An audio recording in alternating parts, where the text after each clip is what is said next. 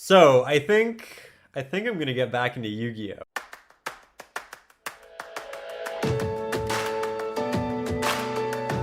Last week, my friends and I, we traveled to Montreal where we competed in a regional event, saw some good friends, played some fun games, and really just enjoyed exploring the city. In the end, we were one win away from our invite, and now we have a month and a half before our next event. We are going to use the following 6 weeks to learn the new meta, try out a number of decks, and focus on becoming a better player with the help of our friends. You are watching Returning to Yu-Gi-Oh! And we are just getting started.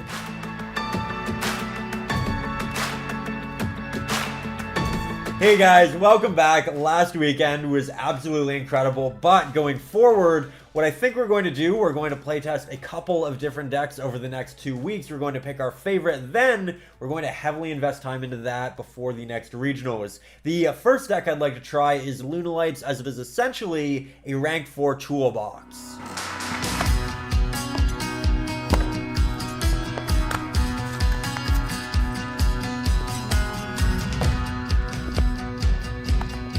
A variant of the deck did quite well at the last PPG tour, and we do have a lot of the core already set aside in the binder. I do believe the deck also runs a small danger package to boost consistency and incorporate additional extenders, which is great as I did pick up that engine for the Safer Thunder deck last format.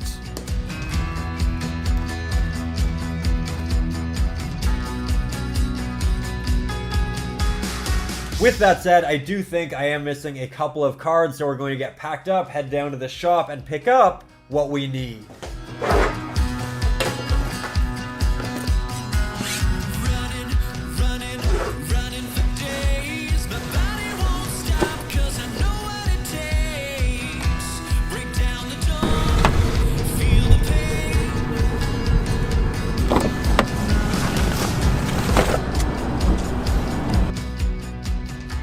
To be honest, I wasn't sure what variant of the deck I wanted to play, so I picked up quite a number of cards which included the Psyframe engine, rank up spells, and 2 more Magician Souls at a really good price. Shout out to Sam from Team Samurai X for hooking me up with the first copy at the last regionals. From there, Mario and I started putting together a very basic version of the deck, and he showed me a number of combos while we playtested with Brandon. Tonight we used open hands and just tried to learn as much as we possibly could. After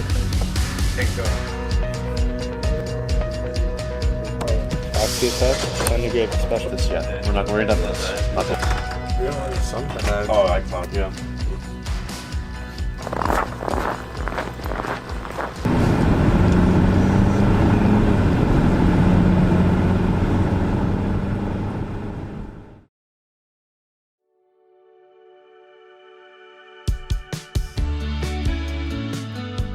So that was an incredibly productive evening. The deck was a very basic build of Lunalights, and the first turn board essentially generally was Appaloosa, Dweller, and sometimes Lambda if we hard drew the Gamma. The OTKs were done with Borosword and Utopia Double.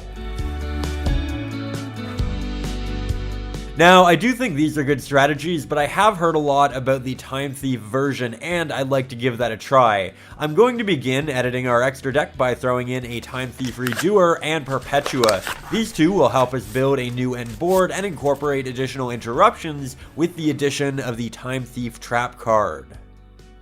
The small Time Thief engine, it doesn't change much in the actual deck, but it does dramatically change the end board. So while I could be wrong because I am fairly new, I believe this is what our new end board is supposed to look like.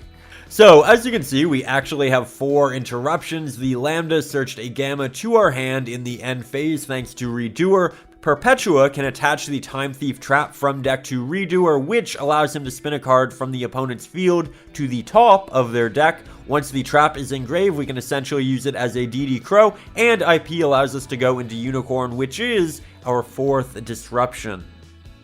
So it's a bit more interactive than Appaloosa Dweller, which I think is quite fun. With that said though, I do still have a lot to learn, so we're going to hop online. I'm going to check out some of my favorite content creators, some combo videos, and as per usual, just try to learn a thing or two.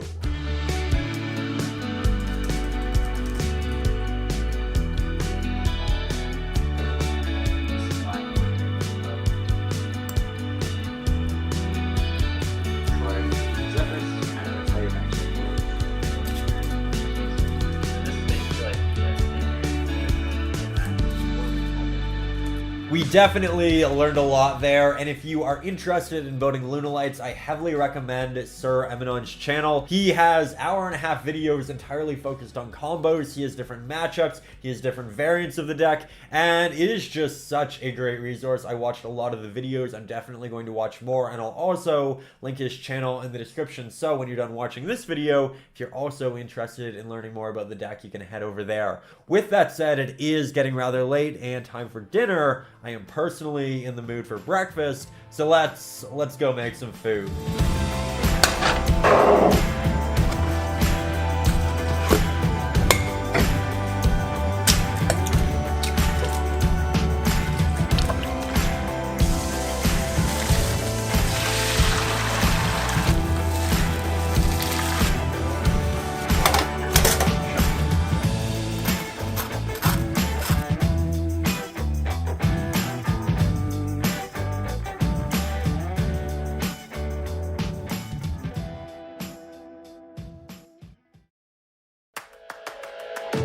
Hey guys, I have some really exciting news in that Cimoooo, one of the absolute best content creators on this platform, and I just did a collab.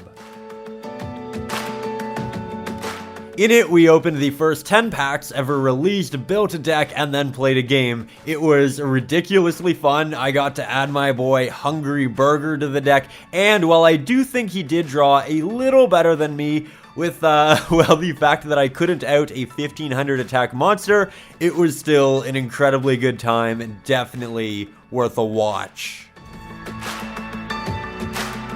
Now, it was an absolute honor to be a part of that, and I owe a massive thank you to you directly, Cimoooo. Thank you for having me on. Thank you for helping me get this channel out there initially when I was really just getting started. When I had one video out, you tweeted it out, you completely changed the trajectory of this channel. And I honestly feel like every single week I learn something on your channel. So thank you for the information. Thank you to everybody at home for also sharing this channel and helping me get to opportunities like this. It is absolutely incredible that such a young channel like mine was able to collaborate with someone like Cimoooo. So thank you to everybody who does help support the channel. You guys make these things happen. With that said, it isn't getting late. However, Brandon is going to get here quite soon. We are going to test Altergeist, Spiral, and of course Lunalights. So we're going to head out into the living room and do just that.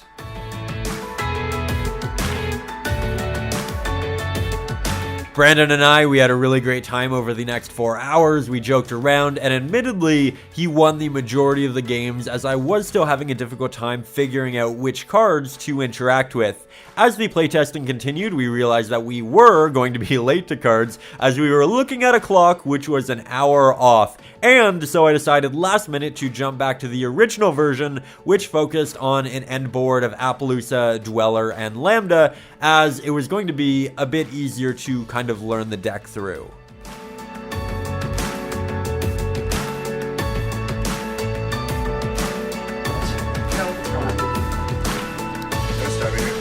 Deal.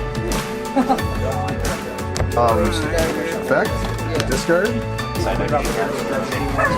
Luckily, we weren't that late, and when we walked in, everybody was happy, smiling, trading, and things were just good. So we were able to kind of relax into the tournament before round one started, but round one did start. I was against an old friend named Joshua, who I knew from our old Locos Action Pack comics 10-11 years ago.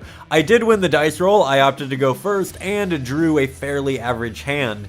The end goal was Appaloosa, Dweller, and Lambda, so I started with revealing a Magician's Soul and sending an Apprentice Illusion for cost. From there, I activated Tenki and grabbed Kaleido Chick, which I normally summon to dump a Yellow Martin. Next, I looked at my extra deck and realized I made a monumental mistake. I forgot to put Lambda in my extra deck when I was rebuilding my deck right before we headed to the tournament. So my first turn board is now null and void. Opening Gamma is no longer a good thing if I'm going first.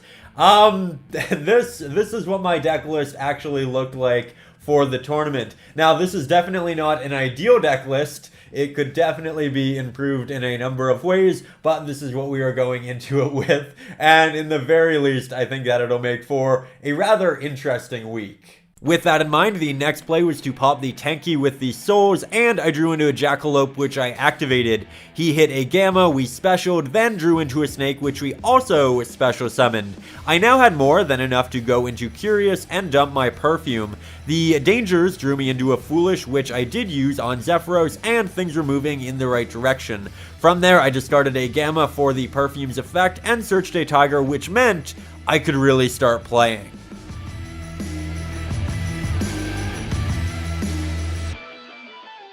About 2 minutes later, I ended my board with Appaloosa, Dweller, and Tornado Dragon. The Tornado Dragon was essentially there because we didn't have Lambda, and if he was playing a back row intensive deck, then we had a good answer. Josh drew, I used Dweller, and he activated Dark World Dealings. Next, he dropped a Super Poly and went into a Mud Dragon, which I really didn't expect. The Mud Dragon ran over my Dweller, and he passed back. I drew a Kaleido Chick, used Tiger to special Kaleido, then used my Yellow Martin to bounce the Tiger and special summon herself. The next play was to simply overlay for Utopia Double. I used its effect, detached, added a double or nothing from deck to hand, then specialed a Utopia with 5,000 attack points. I entered battle, attacked, negated my own attack, then used a double or nothing to boost its attack to 10,000. And it let me attack again. The next swing was over Mud Dragon, and we did 8,100 damage.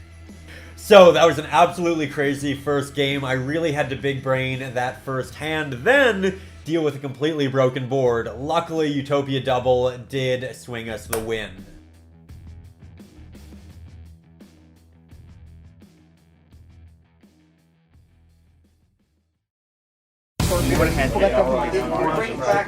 The next match was against Carter, and he let me go first. I opened with an absolutely broken hand of Chick Tiger and essentially just went off.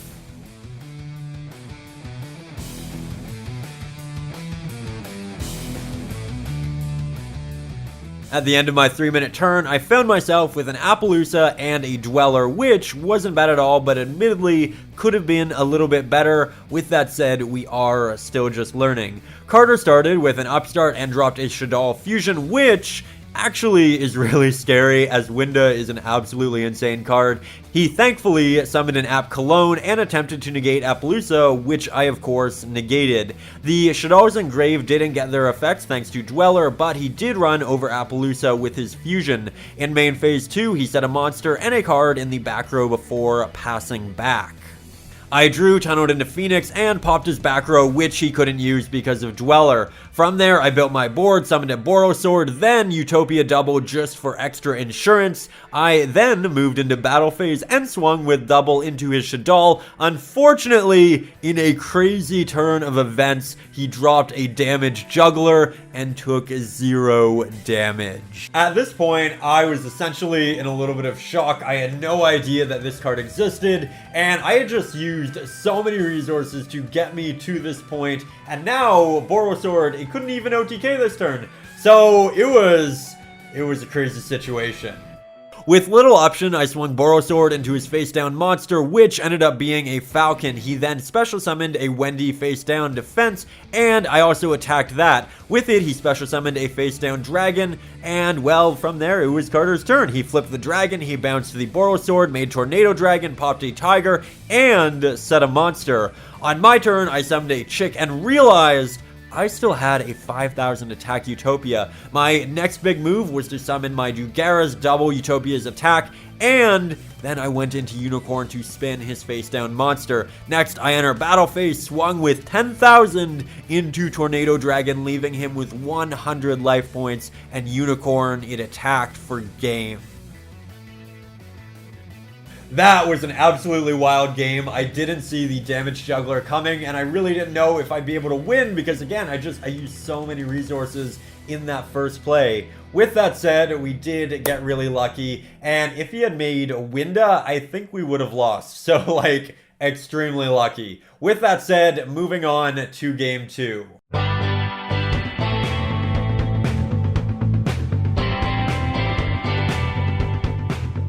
Major shout out to Carter for just, having fun with me and just playing such crazy cards. I absolutely loved this, and just thinking about it back, I am full smiling. This is This is awesome.